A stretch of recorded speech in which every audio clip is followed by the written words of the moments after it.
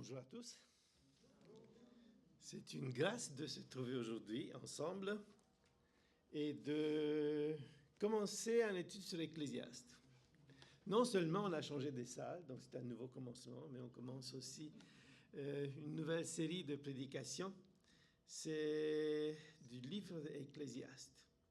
Je ne sais pas comment vous dire, mais moi je me sens comme quelqu'un qui est amené devant la chapelle Sixtine et qui doit faire des commentaires sur la chapelle Sixtine. Tellement j'ai l'impression que j'ai devant moi un chef-d'œuvre de la sagesse du monde. Et on est là pour essayer de comprendre ce que grand écrivain, l'Ecclésiaste, nous a transmis. Donc, j'aimerais qu'on ouvre tous nos Bibles à livre de l'Ecclésiaste. Je ne sais pas à quelle page, c'est dans votre Bible, ou votre téléphone, ou votre tablette, chacun ce que vous avez, pour lire les paroles de... Normalement, c'est 11, mais je vais lire même le 12e, même le 12e verset. Je veux lire pourtant, disons, la dernière version de la traduction, celle de Louis Segond 21. Quetelech, ou Ecclésiaste, chapitre 1. Parole de l'Ecclésiaste, fils de David, roi à Jérusalem.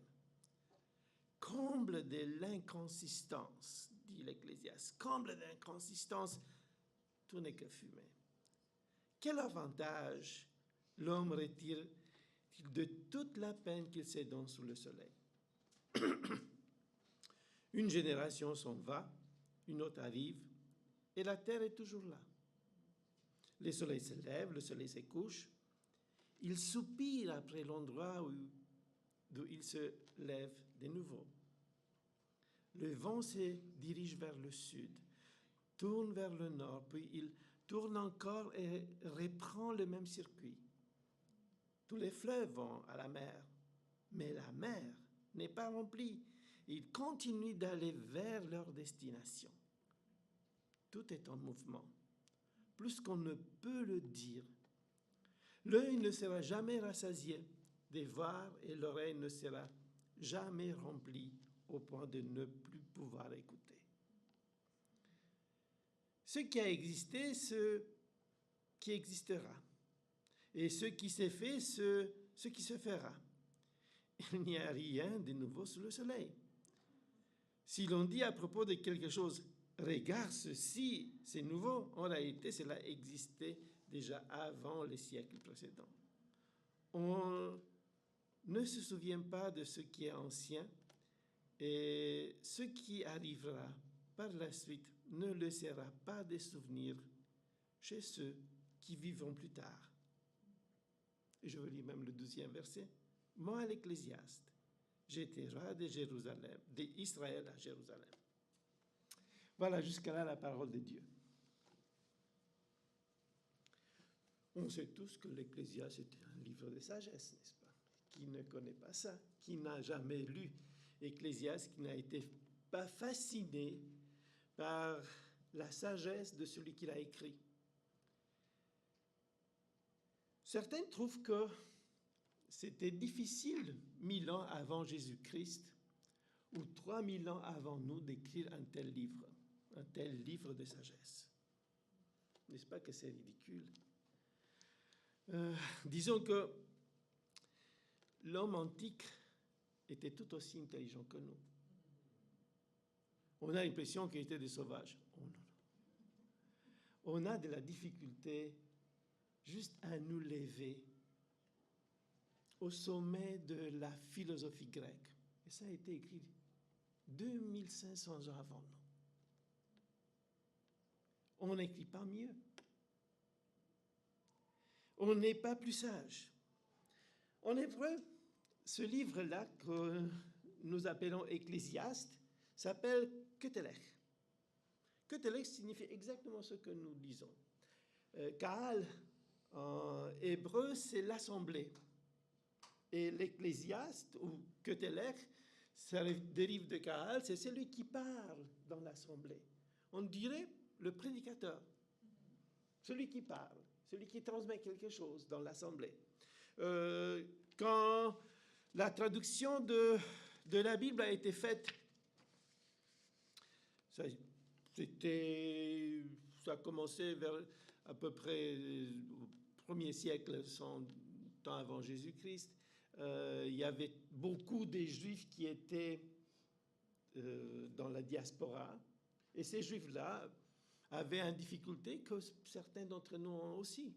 Ils ont parti ailleurs dans notre pays et leurs enfants ne parlent plus la langue de leurs parents ou la langue des grands-parents. Et c'était comme ça pour ces Juifs-là. Leurs enfants, peut-être même eux, ils parlaient plutôt grec qu'araméen ou juif. Alors ils ont traduit la Bible pour eux. Et je pense qu'il n'y a personne qui peut traduire mieux, qui comprend mieux que ces Juifs-là la langue de leurs parents. Alors ils ont traduit ça dans cette version qu'on appelle la Septante, Keteler avec Ecclésiaste. Qu'est-ce que c'est Ecclésiaste? Parce que ça nous dit quelque chose. Ecclésiaste, ça vient de Église, Ecclésia. Ecclésia, en grec, c'est l'assemblée. Dans la langue grecque, Ecclésia signifie exactement la même chose que Kaal. En hébreu, l'assemblée. C'est l'assemblée. Et celui qui parle dans l'assemblée, on a traduit avec Ecclésiaste, un homme de l'assemblée qui parle à l'assemblée. Donc, c'est garder un petit peu le même sens, n'est-ce pas, de prédicateur, de celui qui parle. Regardons aussi qui est le prédicateur, ce prédicateur, parce qu'il s'est présent. Dans le premier verset, il dit « Parole de l'Ecclésiaste, fils de David, roi de Jérusalem ». Ou si on regarde juste là, on pourrait dire bah, c'est un des fils de David. Ou c'est un qui a suivi David. Mais c'est pour ça que j'ai lu aussi le 12e verset, parce qu'en 12e verset, il dit autre chose. Moi, Ecclésiaste, j'étais roi d'Israël à Jérusalem. Combien de rois a eu Israël à Jérusalem? Combien? Pardon? Juste 2 rois, David et Salomon. Parce que les autres qui étaient à Jérusalem, ils étaient rois de Juda. Donc, vous ne pouvez pas être roi de Jérusalem parce que Jérusalem, après Salomon, Israël s'est partagé en 2, en Juda et le reste d'Israël. Donc, il y a un seul roi qui était fils de David, c'est Salomon. Donc, on ne pourrait pas avoir un autre qui pourra dire bah, « j'étais roi d'Israël à Jérusalem » et qu'il soit aussi le fils de David. Bon, il y a des commentaires, particulièrement ceux qui font la critique littéraire et qui nous disent « mais non, ça ne marche pas là, c'est une langue qui a été écrite, Ecclésiaste n'a rien à voir avec la langue qui s'est parlée à l'époque de Salomon. » Bon, c'est tellement facile de dire exactement quelle est la différence entre la langue hébraïque qui s'est parlée en l'année 900 par rapport à celle qui s'est parlée dans l'année 500? Moi, je pense qu'on exagère un petit peu. La différence est minime. On peut difficilement apercevoir d'aujourd'hui. Même les Juifs ont la difficulté. Ils ont réinventé leur langue, appelée leur retour en Israël. Donc, ce n'est pas quelque chose qui est si facile pour dire catégoriquement, non, ça ne pourrait pas être Salomon. Mais pourquoi? Donc, moi, je pense que Salomon, c'est celui qui a écrit ce livre-là. D'abord parce que il était quand même un roi qui était extrêmement sage. Tellement sage qu'il n'y avait personne qui était semblable à lui à son époque. On connaît même une reine, n'est-ce pas, de Sheba qui est venue de très loin pour écouter et voir ces rois-là, pour comprendre tout ce qui s'est fait à l'époque. peut-être qu'elle a fait des semaines et des semaines de trajet pour arriver de là-bas pour rencontrer Salomon. C'était quand même un personnage. Il devient roi, on dit, à ses 20 ans, quand son père est mort. Celui qui va prendre le trône, celui à qui on va donner le trône. Et après, on est vers 970, quand il devient roi. Et le texte biblique nous dit qu'après cela, Dieu lui apparaît en rêve. Dieu lui dit, « Demande ce que tu veux, je te donne. » 1 Roi, chapitre 3, verset 5. Demande ce que tu veux, pour que je te donne. Ce qui est remarquable chez Salomon, c'est qu'il répond, « Accorde-moi donc maintenant sagesse et connaissance, afin que je sache me conduire à la tête de ce peuple. Car qui pourra gouverner ton peuple, ces peuples si grands ?» de Chroniques, chapitre 1, verset 10. C'est un jeune de 20 ans qui est quand même assez sage pour demander « Donne-moi de la sagesse !» Parce qu'à 20 ans, on n'est pas si sage que ça. On demanderait n'importe quoi. Bon, en même temps, c'est vrai que richesse, il en avait quand même. Il était le roi. Et à l'époque, après les conquêtes de son père David, Israël n'est pas l'Israël d'aujourd'hui. Il était peut-être 5 ou 6 fois qu'il est aujourd'hui. C'était une grande nation avec un très grand territoire qui leur appartenait. Et peut-être que ce n'était pas ça qui l'intéressait plus, mais disons qu'il aurait pu demander d'autres choses. Mais il était assez sage pour demander la sagesse. Et voilà ce que Dieu lui répond. Puisque c'est là ce que tu demandes et que tu ne demandes pas pour toi une longue vie et que tu ne demandes pas pour toi la richesse et que tu ne demandes pas la mort de tes ennemis, mais puisque tu demandes pour toi l'intelligence afin d'être attentif au droit, voici, j'agirai selon ta parole. Je te donnerai un cœur sage et intelligent, de telle sorte qu'il n'y aura eu avant toi et qu'il ne surgira après toi personne de semblable à toi. Waouh!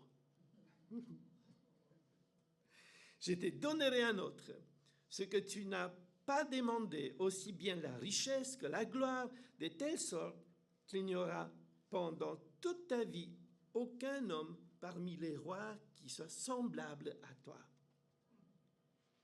Et si tu marches dans mes voies, en observant mes prescriptions et mes commandements, comme a marché ton père David, je prolongerai tes jours. C'est 1 Roi, chapitre 3, versets 11 à 14. Il n'y en a pas beaucoup de rois, des gens à qui on parle avec des paroles semblables, qu'on appelle vraiment un grand sage, n'est-ce pas? Il va régner 40 ans sur Israël. Il aura pu régner peut-être plus, mais il ne marchait pas vraiment sur le pas de son père. Mais vers la fin de sa vie, peut-être, il a une expérience certaine avec le pouvoir, ses nombreuses femmes, et avec l'argent. Certainement, il peut en parler qu'on peut, du monde peut en parler, avec toutes ses connaissances, avec tout ce qu'il a eu, avec tout ce qu'il a expérimenté. Il y a quand même, maintenant, dans le deuxième verset, après avoir vu une petite introduction, oups, le temps passe, mais c'est correct. Voilà encore une demi-heure. Il y a un leitmotiv de ce livre-là. Oh bon, je l'ai lu dans cette nouvelle version, comble de l'inconsistance, ou vanité de vanité. Tout est vanité, comme nous connaissons tous. On pourra utiliser ce terme-là.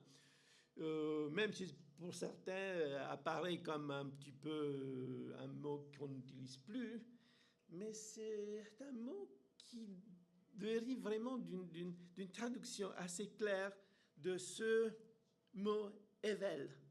Parce qu'en Evel, en hébreu, le mot utilisé pour vanité, le mot qui a été traduit presque semblable par le grec dans la Septante, aussi semblable par la Vulgate avec Jérôme. Donc, ce mot Evel a beaucoup d'essence, bien sûr, mais on essaie de comprendre toute la signification du mot. C'est pour ça que je trouvais quand même assez bien, comble de l'inconsistance. C'est sympathique. Mais à l'époque, c'était Evel de Evel, Evel de Evel. Tout est Evel, on pourrait dire. On essaye de comprendre ce que Evel, ce Evel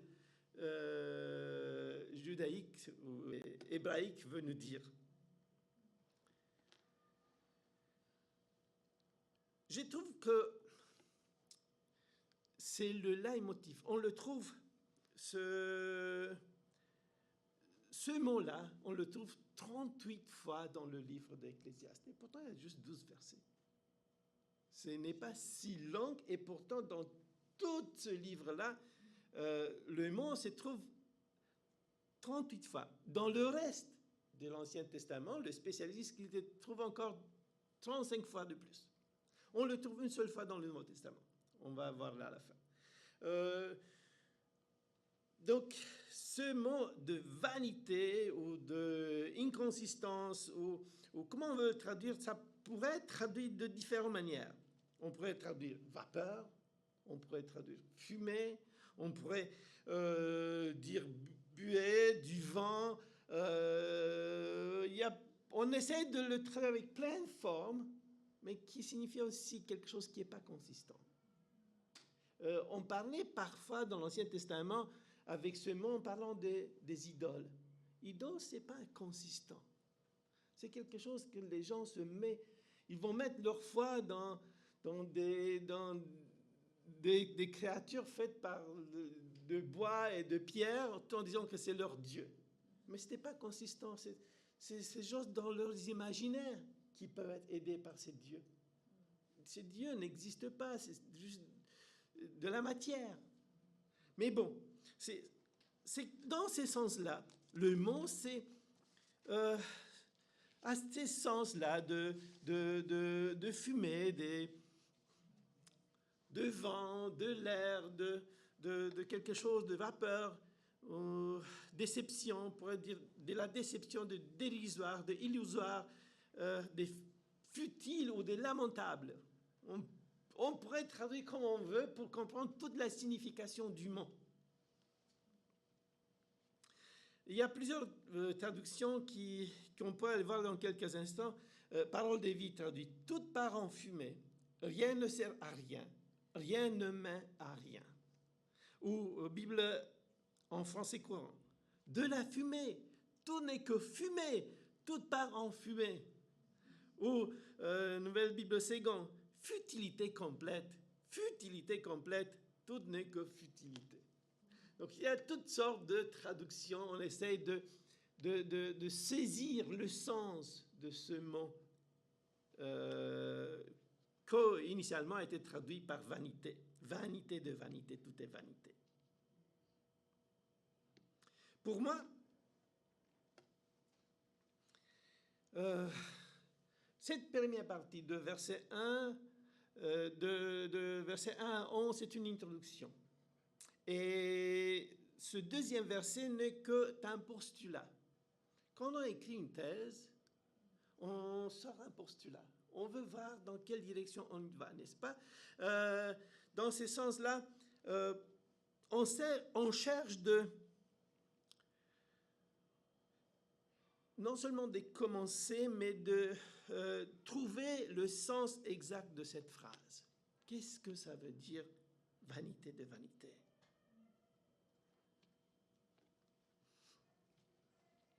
Mais j'aimerais pas m'arrêter sur ça, parce qu'on est juste au début de notre regard sur le livre d'Ecclésiaste.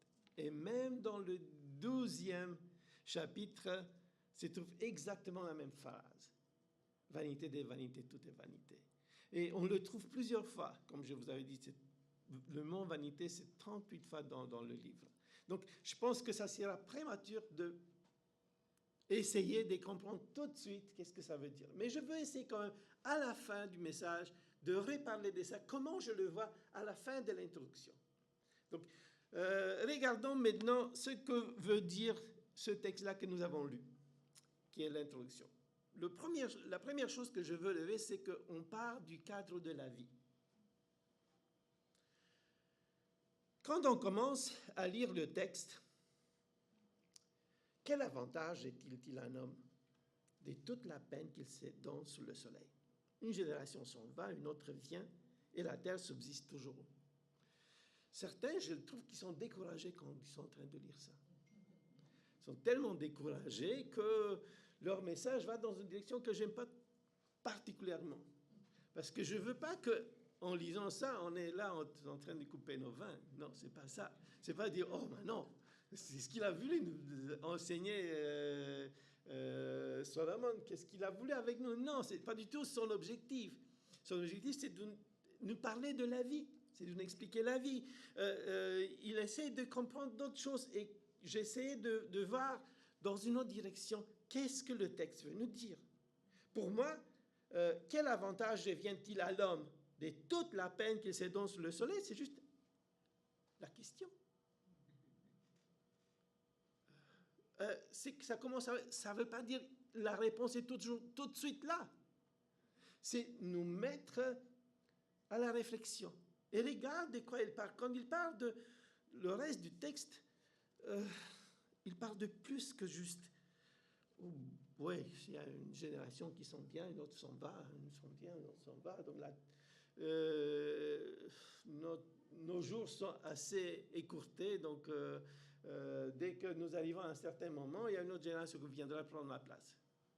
C'est pas juste ça que veut dire le texte. Je pense qu'il veut dire plus que ça quand il nous parle de ça, non? C'est ce que je pense.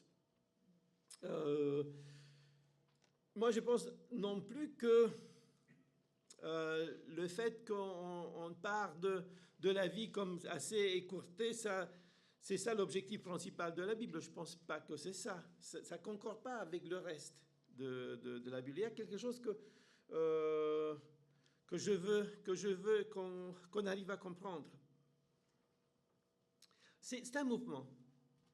Une génération s'en va, une autre vient, la terre subsiste toujours, le soleil se lève, le soleil se couche. Puis après, le lieu se lève à nouveau, le vent se dirige vers le midi, tourne vers le nord, puis il tourne encore, reprend le même circuit. J'ai trouvé ici beaucoup de mouvements. Il y a quelque chose qui est en plein mouvement. Et moi, avec mon frère, quand j'étais jeune, on avait un mot là.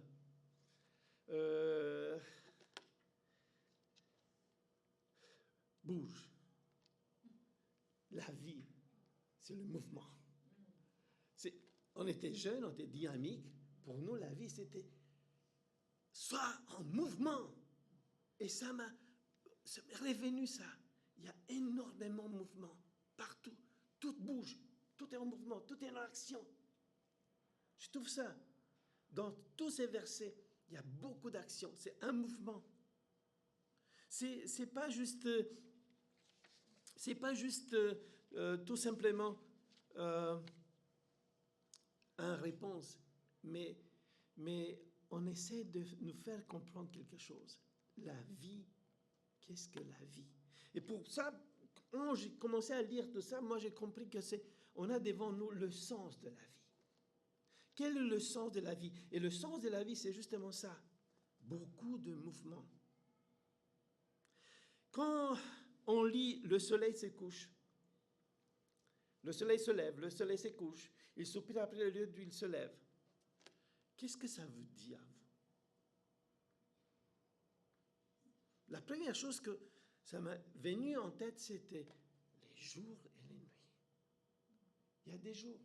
C'est un jour, le jour qui est là, qui est décrit, et jour après jour, et que on nous met devant nous le mouvement de l'année, des jours après jour.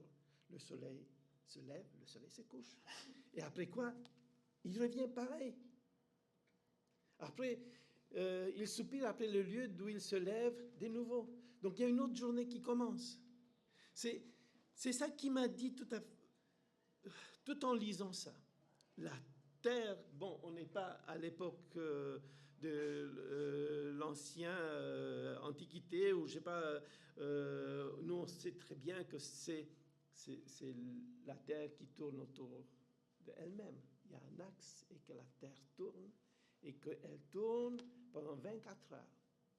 Et que cette description qui est très poétique, qui est très belle, nous parle rien d'autre que tout simplement de jours et des jours. Un jour suit un autre jour. Tout en parlant du soleil. Le soleil qui est essentiel pour la vie. Le deuxième le verset qui m'a fait réfléchir, c'est « Le vent se dirige vers le midi, tourne vers le nord, puis il tourne encore et reprend le même circuit. » Je ne sais pas qu'est-ce que ça vous parle à vous, mais à moi, ça me parle des saisons. Quand le vent souffle du nord vers midi, qu'est-ce que ça veut dire? C'est le froid qui arrive. C'est l'hiver. Quand le vent tourne du midi vers le nord, c'est la chaleur qui arrive, comme maintenant. Ça change. C'est comme des saisons. Bon, je pense qu'il aurait eu la difficulté de parler exactement de nos saisons à nous, parce qu'en Israël, ce n'était pas le même climat, comme dans plein d'autres pays. Mais il y a quand même ça. Il y a un mouvement. Et puis le vent tourne exactement dans cette direction. Il revient du nord vers midi, et par la suite continue avec du sud vers le nord. Donc il y a des choses qui changent. Toujours un mouvement. Il y a toujours un grand mouvement qui se fasse avec les saisons, avec le vent. Et puis nous avons aussi une autre verset qui nous parle. Toutes les fleuves vont à la mer, et la mer n'est point remplie. Il continue d'aller vers le lieu où il se dirige. Bon, il y a énormément de mouvements pareils. Les rivières, c'est comme qu'ils ne s'arrêtent pas. Saint-Laurent qui coule continuellement. Depuis des millénaires, il va dans cette même direction, vers la mer. Il est grand, il se déverse dans la mer, et la mer ne se remplit pas. C'est très poétique aussi, et très beau, de nous parler de l'eau qui coule continuellement et qui ne s'arrête pas. On a presque l'impression qu'en parlant du soleil qui tourne, en parlant de vent qui tourne, en parlant de l'eau qui tourne, il y a comme un mouvement perpétuel qu'on ne peut pas l'arrêter, qui continue, qui est toujours pareil, qui va toujours dans la même direction, qui ne change pas. Il y a quelque chose qui est un grand mouvement que nous avons devant nous. Mais à la fin, j'ai réfléchi aussi à d'autres choses. Quels sont les éléments principaux qui font que la vie existe? Qu'est-ce que nous avons besoin essentiellement pour vivre sur la Terre? Parce que si on aurait ça ailleurs sur notre planète, on aurait pu déménager avec Elon Musk sur Mars. Mais il n'y en a pas ça sur Mars. Il y a des éléments qui n'existent pas sur Mars, sur la Lune non plus. Sur la Lune non plus. Qu'est-ce que ça n'existe pas là-bas? Et on a ici les 3 éléments essentiels. Pas plus. La lumière, le soleil. Encore ça, je pourrais dire qu'on l'a là-bas, même si c'est trop chaud ou trop froid pour notre planète. Mais ici, c'est parfait. Le deuxième élément, c'est l'air, n'est-ce pas? Comme vous avez dit, l'air, le vent, l'air. Encore qu'on a besoin du vent. J'ai vu pas très longtemps la série avec Crown, avec les rois, et j'ai réalisé dans les années 50 qu'il y avait quelques jours qu'il n'y avait pas de vent du tout à Londres. Il y avait des centaines de gens qui sont morts à cause de la pollution. S'il n'y avait pas de vent, on ne sait pas comment on pourrait vivre. Parfois, quand j'arrive à l'université, c'est sur la montagne, j'aime bien sortir du métro et regarder. Et en regardant vers le bas, il y a comme la ville est couverte. On ne voit pas grand-chose, c'est la pollution. Et c'est pas très loin, la montagne, Montréal. Et pourtant, on voit la pollution. Mais ici, on a du vent. Et ce qui m'embête même. Il y a trop de vent. Mais bon, c'est bien quand même, parce que l'air, quand il bouge, apporte quoi? De l'air frais. Et il apporte quoi? La pluie. Parce que la pluie ne pourrait pas se déplacer s'il n'y avait pas de vent. C'est des éléments que nous ne considérons même pas, mais qui sont essentiels pour la vie. Et on a dans quelques mots, pas grand-chose, on n'a pas fait un grand référent, il nous dit quelques mots d'une manière poétique. On nous explique l'essence de la vie. Et l'essence de la vie, c'est le soleil, la lumière, une température idéale, l'air et l'eau. Parce que sans l'eau, il n'y aura pas de vie. Et tout ça, c'est dans des conditions idéales pour qu'il soit assez et comme il faut. Et que toute l'air et nuages qui sont autour de la Terre protègent aussi la Terre de toutes les radiations nocives qui sont dans l'univers. L'homme ne pourra pas vivre à l'extérieur, éventuellement habillé comme ça, un cosmonaute. Mais ce n'est pas trop de vivre comme ça. On aime bien vivre à l'extérieur, respirer l'air, se réjouir de ce que nous avons. C'est les conditions idéales de la vie. Moi, je trouve que, dans quelques mots, l'Ecclésiaste nous présente l'essentiel, le cadre de la vie. Et il nous dit même par la suite,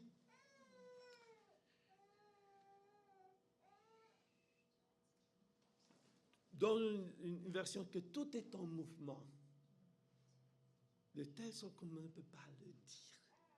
Tellement c'est en mouvement tout. Tous ces éléments sont en mouvement, mais en mouvement parce que s'il n'y aurait pas en mouvement, il n'y aura pas de la vie non plus. On a besoin que tout soit en mouvement, toutes ces choses-là. Voilà ce que m'a parlé ce texte en l'étudiant. Et je trouve que tout est judicieusement. Tout est fait judicieusement et continuellement. Et ça, j'ai beaucoup aimé, apprécié. Une autre chose par la suite qui m'a fait réfléchir, c'est que, après nous avoir parlé de tout ce mouvement, on nous parle de l'homme. Et quand il parle de l'homme, il ne parle pas exactement dans les mêmes termes. Parce qu'il dit, l'œil ne se rassasie pas de voir et l'oreille ne se lasse pas d'entendre. Ou ce ne se remplit pas. On aurait presque pensé, mais pourquoi il ne parle pas de l'homme et de son mouvement, de combien il bouge, de combien il travaille, de combien il fait. Parce que un homme, il a de la difficulté même pas de travailler plus que 24 heures. Il travaille 7, 8, 9, 10 heures, après quoi il tombe fatigué. Il attend avec impatience qu'il puisse mettre sa tête et qu'il dort, qu'il se repose. L'homme ne bouge pas continuellement. L'homme a besoin de se reposer aussi. Mais il y a quelque chose dans l'homme qui ne se repose pas, qui ne se rassasie jamais.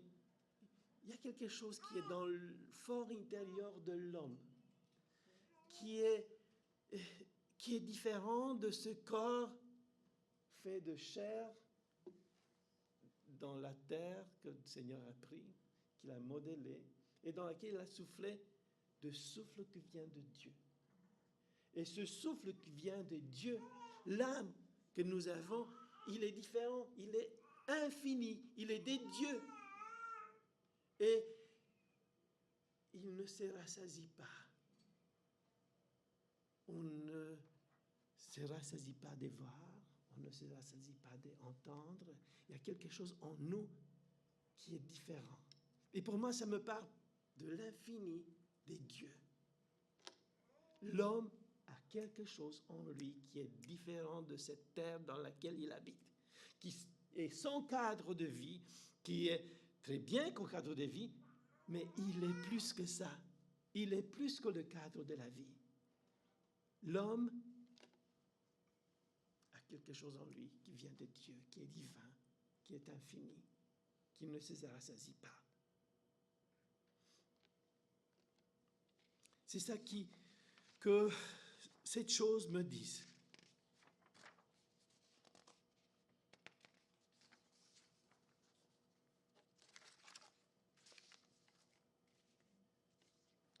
Tout en parlant de ces choses qui ne se rassasient pas, je me rappelle qu'on a parlé aussi d'une génération qui se suit une autre génération.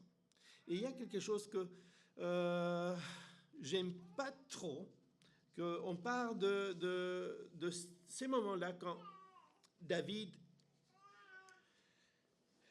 est à la fin de sa vie et qu'à sa place viendra son fils Salomon.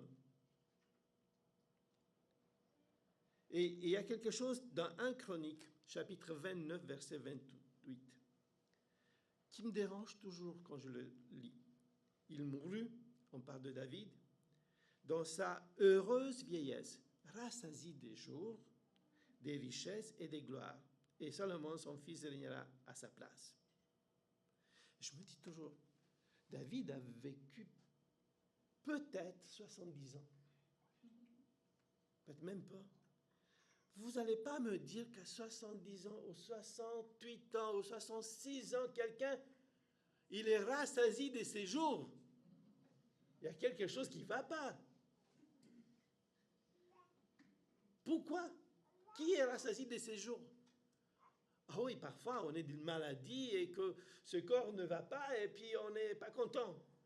On aimerait que ça finisse, la douleur.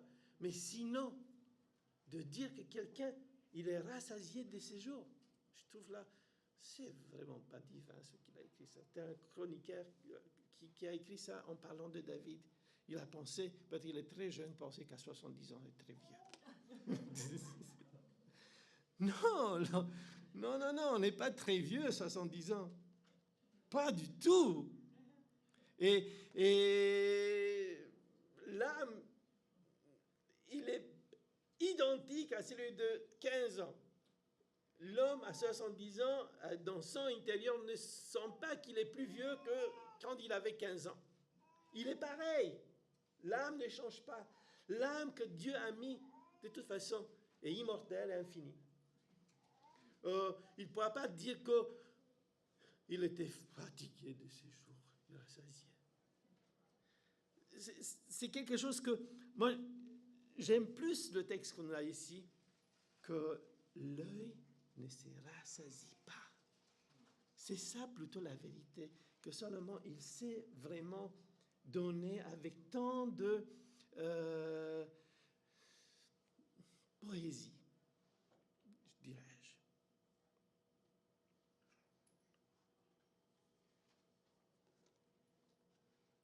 Il y a aussi quelque chose qui va dans ce sens-là. Il y a un verset que nous aimons tous et que nous connaissons tous. Il y a dans le 3e chapitre de Ecclésiaste, le verset 11, qui est très connu par tout le monde. Ce texte qui dit « Même il a mis dans leur cœur la pensée de l'éternité. Bien que l'homme ne puisse pas saisir l'œuvre que Dieu fait du commencement jusqu'à la fin. » On a quelque chose en nous qui vient de l'éternité, qui est là. L'homme saisit ça. Dans l'autre partie, disons après ce verset-là, de verset 9 à 11, moi j'appellerais ça les constants de la vie. Ce qui a été, c'est ce qui sera. et ce qui se fait, c'est ce qui se fera. Il n'y a rien de nouveau sous le soleil. Bon. Bon, quand j'ai lu ça, je me dis, ben, écoute, Solomon, tu n'avais pas d'iPhone quand même. Comment tu peux dire qu'il n'y avait rien? Et puis je me suis dit, il n'est pas si stupide que ça, parce que il y avait quelque chose qui était quand même nouveau et extraordinaire, le temple. Il n'y avait jamais eu de temple avant. C'est le temple qui porte son nom, le temple de Salomon, non? Mais non, il n'y avait pas avant. Tu ne peux pas dire que ça existait avant. Je me suis dit, mais non, ça ne va pas. Il va dans une autre direction. Je ne pense pas qu'il parle des choses matérielles ici. C'est que si on pense qu'il parle des choses matérielles, on se trompe royalement. Il ne parle pas de matériel, il parle de spirituel. Il parle de l'homme, il parle d'autres choses. L'homme ne change pas quand même. On n'est pas si différent de l'homme qui vivait à l'époque de Salomon. Parce que si on aurait été si différent de cet homme-là, bah, ce texte-là, il aurait été bon à jeter à la poubelle. Ou de lire comme histoire, voilà, comment ils étaient les hommes à l'époque de Salomon, 3000 ans avant nous. Mais non, tout ce qu'il dit est parfaitement valable pour moi. Et a du sens parce que je peux le lire parce que ça me parle à moi. Il me donne de la sagesse, une compréhension des choses qui est valable pour moi, qui m'aide à vivre bien sur la terre. C'est pour ça que ça m'aide d'être ici. Sinon, ça ne m'aide même pas de le garder et de le lire. Peut-être des gens qui font de la recherche, mais à part ça. Mais non, il est pour nous et tellement bien écrit, tellement beau que ça me fait plaisir de le lire. Donc, dans ce sens-là, je dirais, mais écoute, il parle d'autre chose. Disons que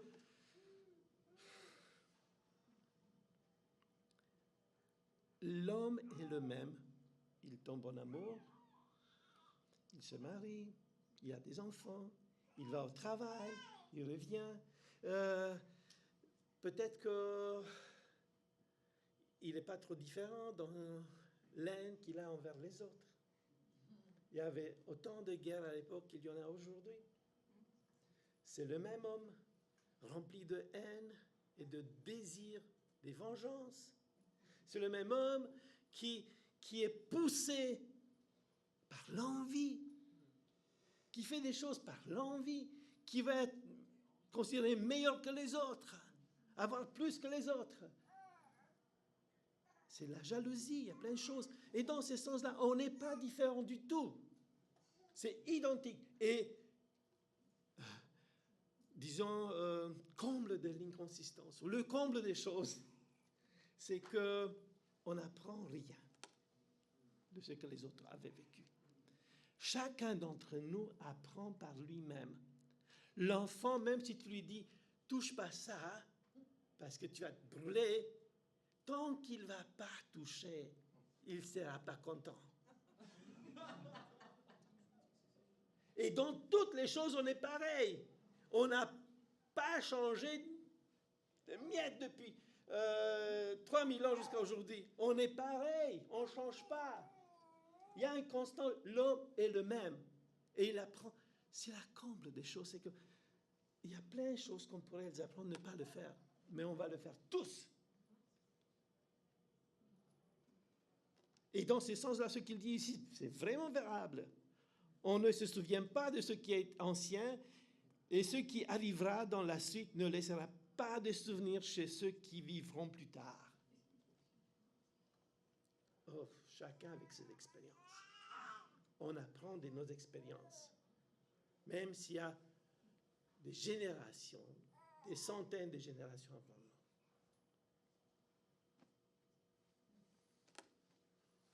Voilà que c'est drôle comment, disons, la vie est tellement semblable, tellement constante. Conclusion à l'introduction. Revenons à ce leitmotiv, comme comble d'inconsistance ou vanité de vanité, tout est vanité, comme vous voulez. Revenons à ça, parce que je vous avais dit, à la fin, ça va être plus facile d'avoir une idée de quoi il parle. Même si c'est juste le commencement, c'est juste dans le cadre de ce que la vie de l'homme. C'est loin d'arriver à la fin et la conclusion. Mais disons que ça va être plus facile maintenant de parler de ce texte-là que de parler au début. Et dans ce sens-là, comme je vous avais dit, il y a plusieurs fois que ce texte, on la trouve dans l'Ancien Testament, et il y a une seule fois qu'il se trouve dans le Nouveau Testament. Et j'aimerais qu'on lise où se trouve ce mot-là de vanité dans le Nouveau Testament. Donc si vous avez votre Bible, ouvrez-la avec moi dans Romains chapitre 8, versets 20 à 22. Romains, verset 8, de 20 à 22. Et là, l'apôtre Paul écrit: car la création a été soumise à la vanité, ou à la futilité, d'autres traductions, non pas volontairement, mais à cause de celui qui l'a soumise, dans l'espérance que la création elle-même sera libérée de son esclavage à la corruption et obtiendra la liberté de la gloire des enfants de Dieu. Or, nous savons que jusqu'à ce jour, la création tout entière soupire et souffre les douleurs de l'enfantement.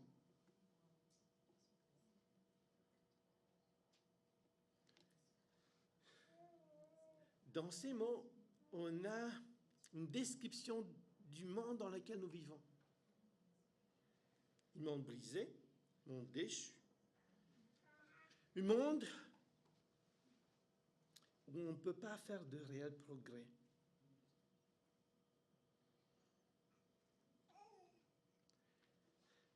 Tout en parlant de la vie, on ne peut pas s'accrocher à ce monde-là, parce que ce monde-là est comment? Corrompu. Malgré le fait que tout tourne, tout est en mouvement, il y a en pleine corruption.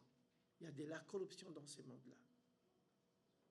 On ne peut pas trouver ni satisfaction, parce que ce monde est vide, futile et frustrant. C'est comme ça que je regarde le texte. La création a été soumise à la vanité, à la futilité. Non pas volontairement, mais à cause de celui qui l'a soumise. Dans l'espérance, et même la création a de l'espérance. Quelle est l'espérance de la création? Qu'elle-même sera libérée de son esclavage à la corruption et obtiendra la liberté de la gloire des enfants de Dieu. Nous, comme les enfants de Dieu, nous avons obtenu quelque chose, la liberté de la gloire. On était affranchis. Nous avons été affranchis. Et même la création espère qu'elle sera affranchie de cette vanité dans laquelle elle était.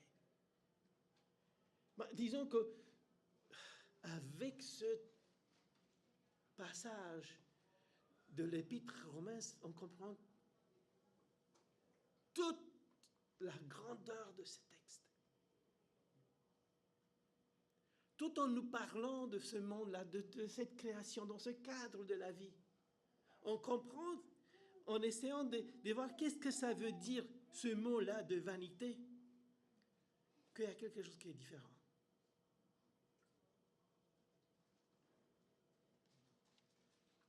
Nous ne pouvons pas trouver la vraie sagesse dans ce monde déchu et corrompu. Et peut-être, dans ce sens, ce texte vient nous dire que non, essayez pas de cette manière. Il y a un autre chemin. Et l'autre chemin, c'est celui qui a été ouvert pour nous. C'est Jésus-Christ qui nous a ouvert un nouveau chemin. L'autre chemin, c'est Jésus. Et même la création aspire à être affranchie et prendre un autre chemin. Il n'y en a pas d'autre chemin.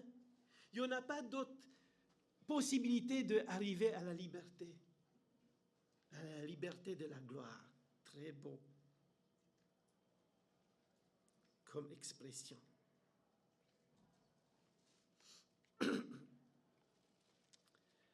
Nous sommes affranchie de la corruption. Et le monde attend d'être affranchi elle-même de la corruption.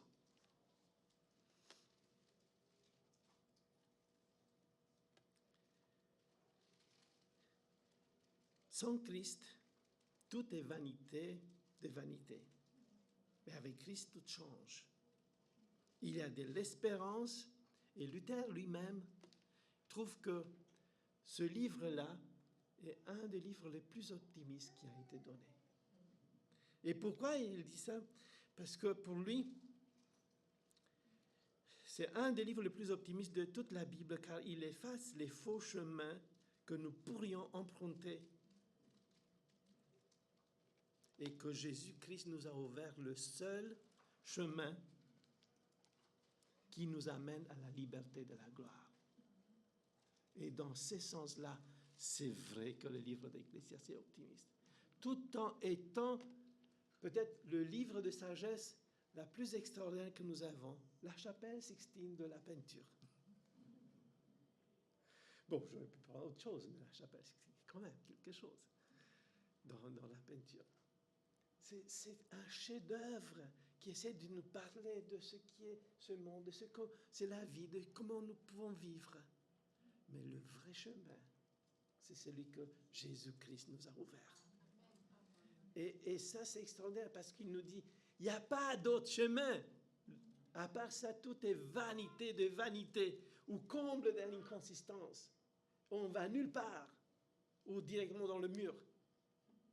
Mais il y a quand même un chemin qui a été fait et que nous avons été affranchis pour pouvoir prendre ce chemin-là. Et ça, c'est l'extraordinaire que les livres d'Ecclésiaste nous ouvrent les yeux, qui ne se rassasient pas, de voir qu'il y a un autre chemin qui est plus beau, qui est plus merveilleux, c'est celui que Jésus-Christ nous a fait. Amen.